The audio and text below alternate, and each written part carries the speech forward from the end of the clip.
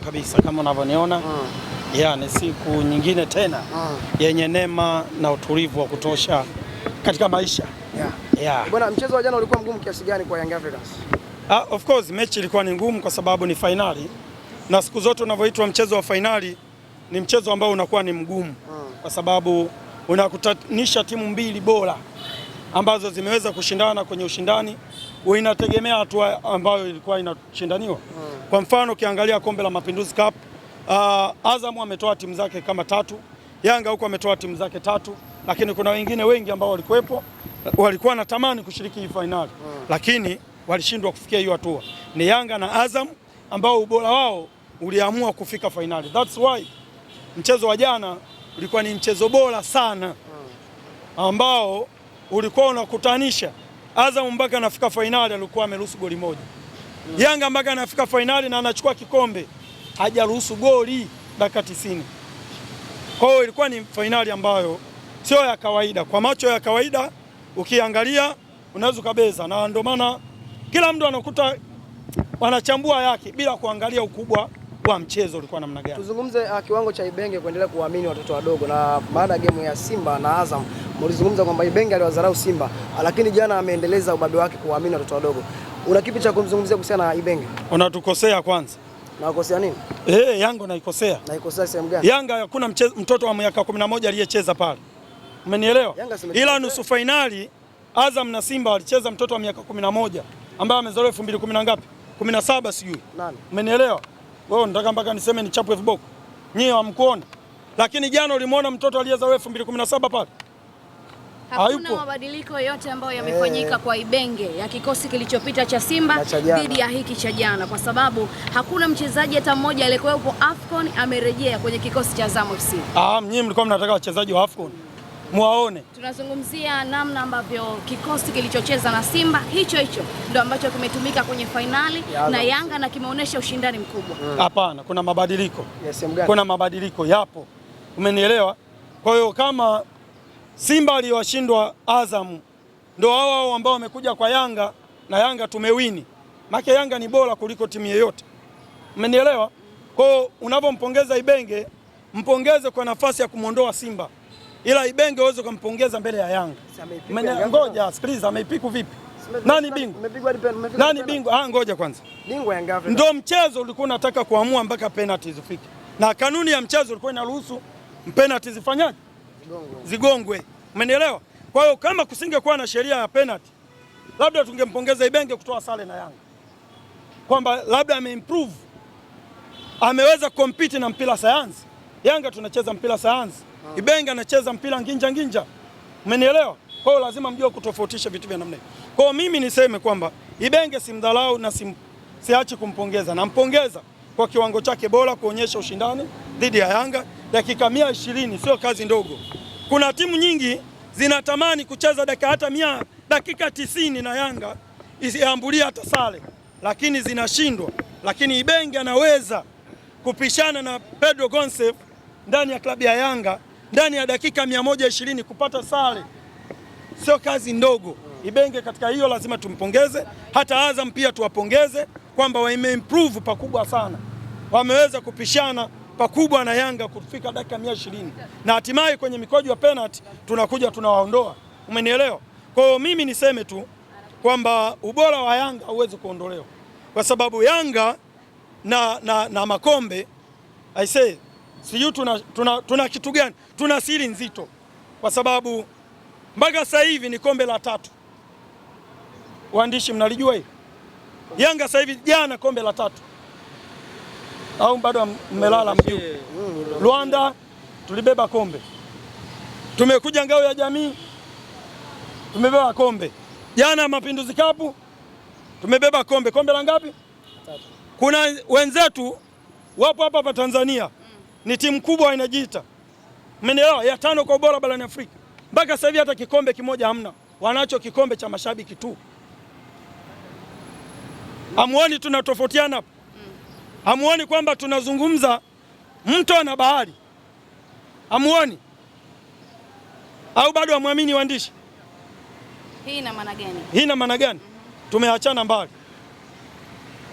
tumeachana mbali sana. Wala ushindani haupo tena. Yaani leo niseme naingizia tu Simba kwa bahati mbaya. Simba hastahili kuzungumzwa hata kwenye mazungumzo yangu. Kwa nini? Umenielewa? Ila kwa kuwa jana ameumia, Azam jana hajaumia kufungwa na Yanga.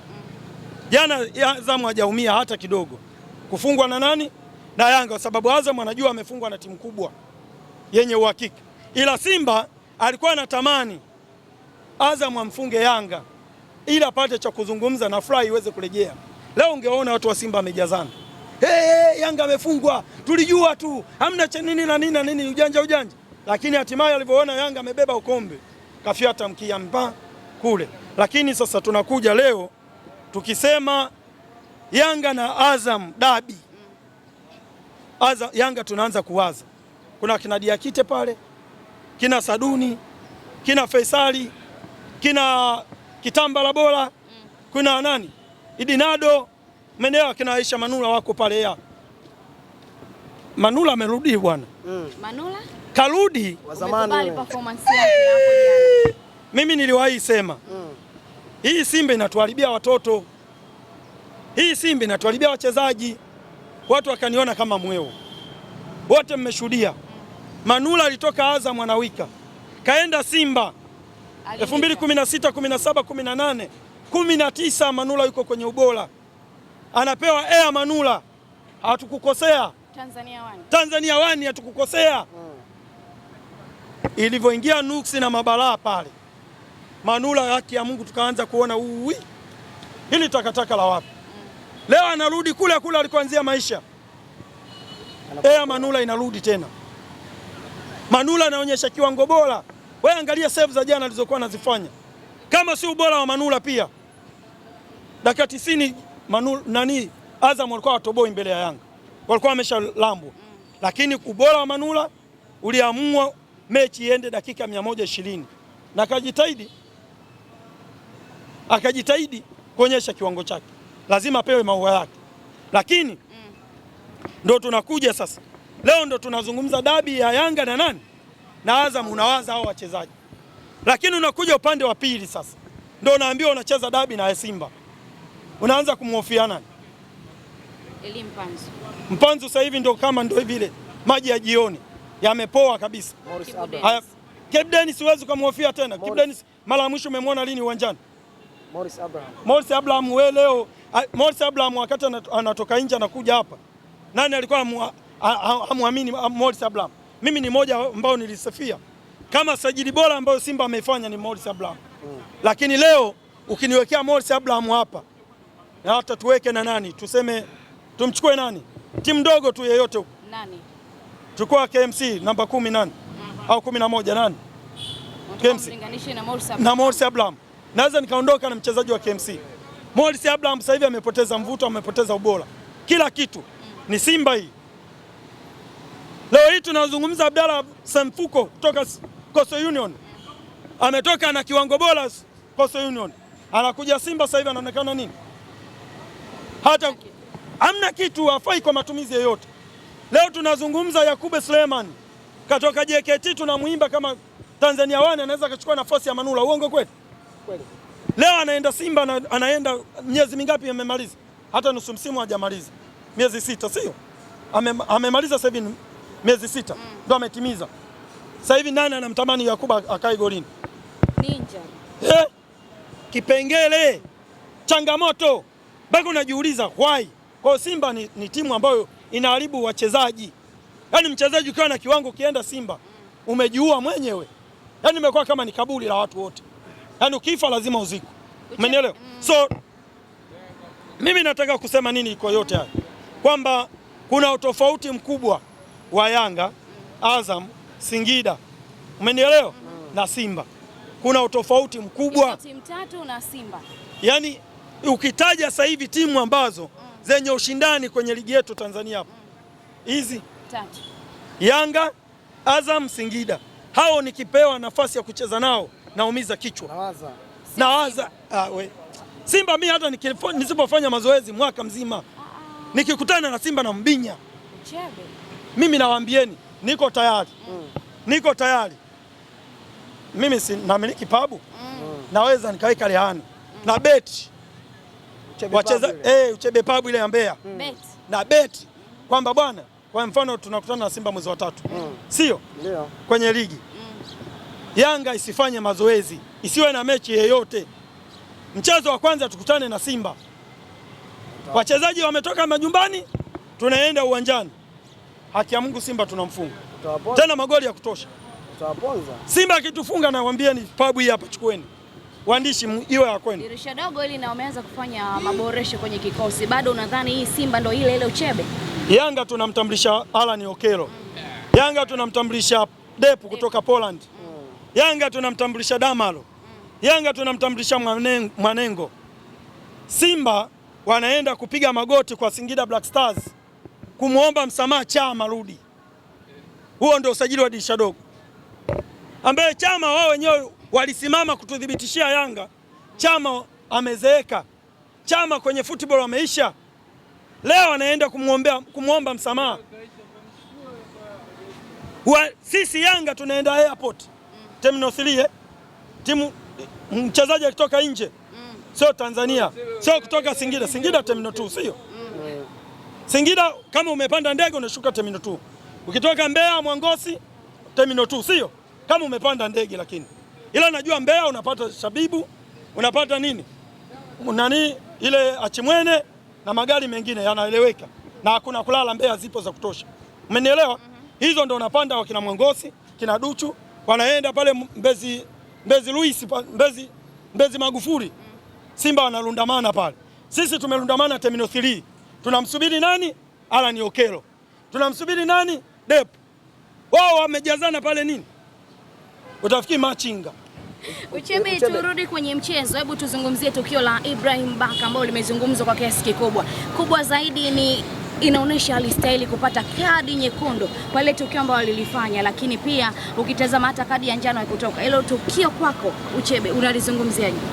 Mimi hilo tukio binafsi, mimi hapo tunazungumza mchezo, hatuzungumzi kisha.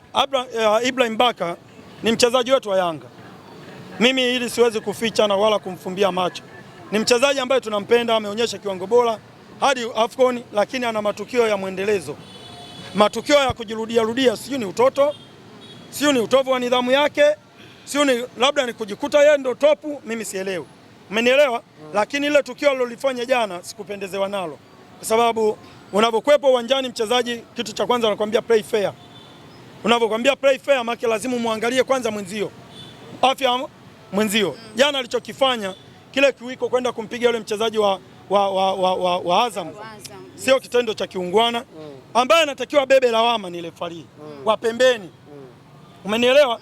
Mwamuzi msaidizi, mwamuzi wakati tunaweza kusema ile tukio hakuweza kuliona kwa sababu alikuwa amefocus na nini na faulu, lakini bado alienda kumuuliza refari wa pembeni, umeona ili tukio linahitaji kitu gani? Nadhani sielewi, na tunajaribu kutafsiri kwa lugha ya vitendo. Umenielewa? Na hisi alienda kumuuliza hicho kitu, lakini mwamuzi wa pembeni hakuweza kumsaidia mwamuzi wakati. Kwa aliyekuwa anatakiwa kubeba lawama ni yule mwamuzi wa nini wa pembeni, yule ndio abebe lawama zote. Ila Baka alichokifanya, ile ingekuwa kama kwenye ligi NBC au CRDB, Yanga tungelia. Ile umeme ulikuwa unaenda umeme, na kwenye ligi sasa hivi kuna sheria ya mechi 5. Umenielewa? Unafungiwa mechi 5. Sasa unapokosa michezo 5, kwa mfano kama sasa hivi alifanya ile tukio Mbeya, kafungiwa michezo 5. Tukaanza kuhofia hadi dabi vipi? Maana na Simba akawa naomba dabi chezo haraka mapema. Baada ya kuona Baka amefungiwa. Umenielewa? Wanaamini kwamba bila Baka Yanga hatuwezi kufanya vizuri. Wanasahau kwamba Mwamnyeto yuko kwenye ubora wake na hajapoteza na hajachuja. Umenielewa? Kwa hiyo kuna backup za kutosha, ila Baka kama anataka kuendelea kuwa bora, beki bora na sifa yake endelee kuwa kubwa, hebu aondoe hayo matukio ya kitoto. Yeye ni mchezaji mkubwa. Kwa mfano AFCON sasa hivi ameimbwa sana, lakini bado AFCON alifanya kuna utoto aliufanya. Kama mnakumbuka alienda kumniga jamaa pale. Sasa nafikiri ni ule wafande wake ndio unaomfanya hadi kwenye mpira. Kwa hiyo naamini Uchebe, ni wakati sahihi sasa kwa viongozi wa Yanga kukemea matukio hayo yakaja kwa Ibrahim Baka, maana tumeona anaiathiri Yanga na anaathiri wachezaji wengine, hadi mpira ukiwa na slogan ya play fair. Yes, of course ni ujumbe kwa viongozi wa Yanga kukaa na Baka kuweza kumwelekeza. Hayo matukio sio matukio mazuri, kwa sababu yeye ni mchezaji mkubwa na ni beki sasa hivi anayesifika ndani na nje. Umenielewa? Tukizungumza beki anayesifika ndani na nje ni Baka. Kwa hiyo kama atakaa naye na kumwelekeza na kumshauri haya matukio hebu yaache. Umenielewa? Unaharibu kwanza keria yako, unaharibu pia wenzio wanakuwa unapokuwa mchezoni, unaondoa kwenye motion ya mchezo, lakini pia unaathiri kama club kuhimisi huduma yako. Kwa hivi vitu ukiviondoa, wewe inawezekana tunaweza kuwa tunazungumza muda mchache tu Baka akawa anazungumzwa England. Umenielewa? Kwa sababu kumkaba Osman Victor sio kazi ndogo. Umenielewa? Osman Victor mpaka anaomba anaomba ref kocha wake kwamba bwana nifanyie hesabu hapa, nimeshindwa. Kwa Ibrahim Baka sio kazi ndogo. Uchebe, tumalize na ile hapa, kiwango cha Musa Bala Conte kimeendelea kuwa bora sana na jana ameibuka kuwa man of the match. Una kipi cha kuzungumzia na kuambia viongozi kuhusiana na Musa Bala Conte? Mchezaji mkubwa kwenye mechi kubwa ndio inatakiwa uonyeshe kiwango. Sio mchezaji mkubwa unaenda kwenye ndondo kapu ndio uonyeshe kiwango. Hapana. Mechi ya fainali iliyokuwa imeshiba vidume pande zote mbili, Musa Bala Conte anaenda kuzima kati na anaonyesha kwamba yeye kweli hakukosewa kusajiliwa ndani ya Yanga. Ilikuwa ni swala la muda tu kuonyesha kiwango chake. Yeye amekataa kuonyesha kiwango chake dhidi ya nani? Ya hawa nani, Mbeya City na nani? Hawa KMC, sio na hawa wengine tuliocheza nao. Huko amekataa Musa Bala Conte kwamba huko sio level yangu. Daraja langu nataka nicheze na kama hivi akina Kitambala. Umenielewa? Kitambala leo ukimleta Yanga, panga pangua lazima aanze. Umenielewa? Tukubaliane ukweli, tuzungumze. Umenielewa?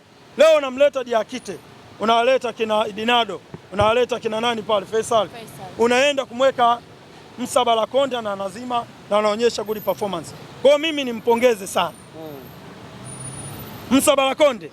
Naiona ni zao bora. Namba 6 kweli kweli, nayoenda kuchukua nafasi ya Khalid Aucho. Shukrani sana Uchebe.